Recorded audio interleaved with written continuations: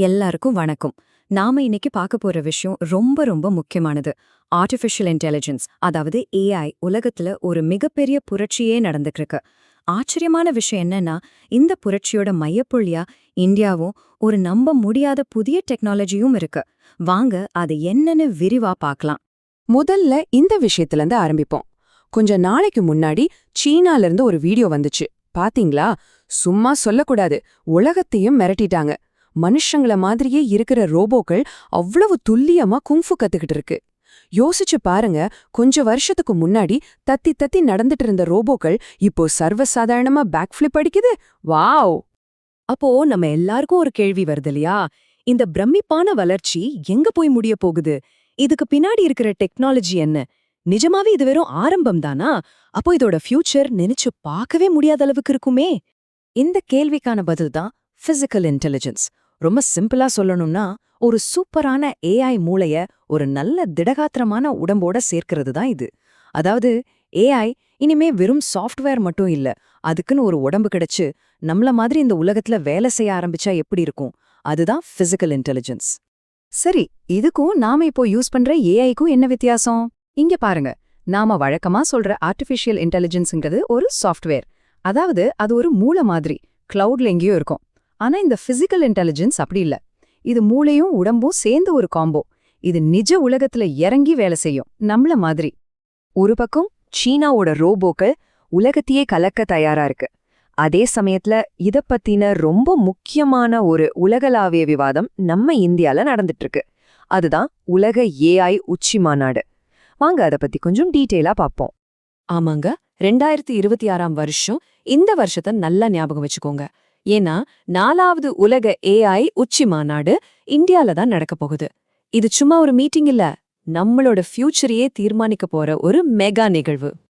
இந்த மாநாடு எவ்வளவு பெரியதுன்னு தெரிஞ்சா நீங்க அசந்துடுவீங்க. பாருங்க, 100க்கும் மேற்பட்ட நாடுகள் கலந்துக்கிறாங்க. கிட்டத்தட்ட 3.5 லட்சம் பேர் பார்வையாளர்களா வராங்க. ஸ்பீக்கர்ஸ் லிஸ்ட பாருங்க. சாட் ஜிபிடியை உருவாக்கின சாம் ஆல்ட்மேன், நம்ம சுந்தர் பிச்சைன்னு கிட்டத்தட்ட 3250 பெரிய தலைகள் பேச வராங்க. சொல்லப்போனா மொத்த உலகத்தோட கவனமும் இந்தியா மேலதான் இருக்க போகுது. சரி, இவ்ளோ பெரிய மாநாட்டுல இந்தியாவோட முக்கியமான பங்களிப்பு என்ன? அதுதான் சஹி மற்றும் போத். இது ரெண்டும் ஏஐக்கு இந்தியா போடுற புது ரூல்ஸ்னு சொல்லலாம். இதை எவ்வளவு முக்கியம்னு புரிய வைக்க ஒரு சின்ன உதாரணம் சொல்றேன். நமக்கு ஆதார் கார்டு எப்படி ஒரு முக்கியமான அடையாளமோ, அதே மாதிரி இந்தியாவோட ஒட்டுமொத்த ஏஐ சிஸ்டம்க்கும் இந்த 2 விஷயங்களும் தான் அடித்தளமா இருக்க போகுது. ஆமா, ஆதார் மாதிரி இதுவும் ஒரு கேம் சேஞ்சர். இந்த சாஹி போத்னா என்னன்னு சிம்பிளா பாப்போம்.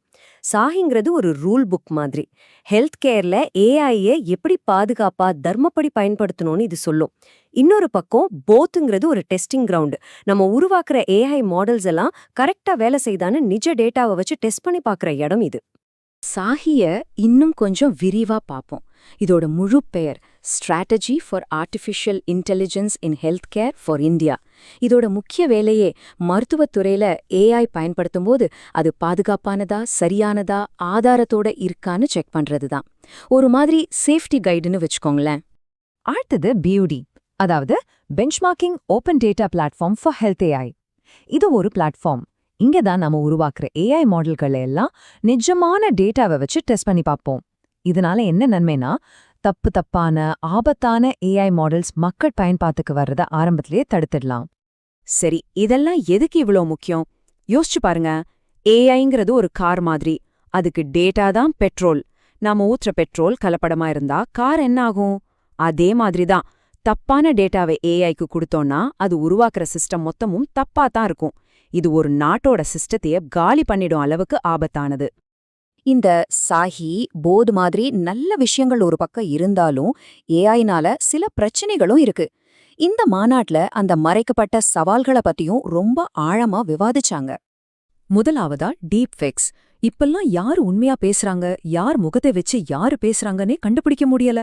இது சமூகத்துல எவ்ளோ பெரிய குழப்பத்தை உருவாக்கும்னு யோசிச்சு பாருங்க. 2வதா இந்த ஏஐ டேட்டா சென்டர்கள். அப்பப்பா, அதுக்கு தேவைப்படுற கரண்ட், தண்ணி எல்லாம் நினைச்சு பார்க்க முடியாத அளவுக்கு அதிகம். கடைசியா ஏஐனால ஒரு பெரிய தப்பு நடந்து ஒரு பேரிடர் வந்தா அதை சமாளிக்க நம்ம தயாரா இருக்கோமா? இதுவும் ஒரு முக்கியமான கேள்வி. நல்ல வேளையா இந்த சவால்கள் எல்லாம் பார்த்துட்டு இந்தியா சும்மா இல்ல.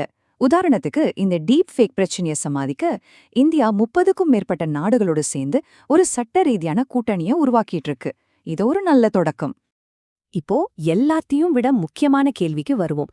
இந்த டெக்னாலஜி வளர்ச்சி எல்லாம் சரி, ஆனா இதனால நம்மளோட வேலை, நம்ம வாழ்க்கை, நம்மளோட எதிர்காலம் என்ன ஆகப் போகுது? இந்த மாநாட்டுல இருந்த பெரிய பெரிய அறிஞர்கள் எல்லாம் ஒரு விஷயத்த ரொம்ப தெளிவா சொன்னாங்க. ஏஐ உங்க வேலைய பறிக்காது, ஆனா உங்க வேலையோட தன்மையை மாத்தும். அதனால யாரும் பேனிக் ஆகாதுங்க. இது ஒரு பெரிய ஆறுதலான விஷயம் இல்லையா? அப்போ இதிலிருந்து நாம என்ன புரிஞ்சுக்கணும்? எதிர்காலம் யார்கிட்ட இருக்குன்னா, ஏஐயா ஒரு கருவியா எப்படி பயன்படுத்தணும்னு கத்துக்கிற மாணவர்கள் கிட்டயும் இளைஞர்கள் கிட்டயும் தான். நம்ம அடுத்த தலைமுறைக்கு நாம இதை கத்துக் கொடுத்தா அவங்க தான் உலக ஆள்வாங்க. கடைசியா ஒரே ஒரு கேள்விதான். இந்த ஏஐ போர்க்களத்துல ஜெயிக்க நீங்களும் நானும் தயாரா இருக்கோமா? இந்த டெக்னாலஜி புரட்சியில நம்ம பங்கு என்னவா இருக்க போகுது? இத பத்தி நீங்க என்ன நினைக்கிறீங்கன்னு யோசிங்க.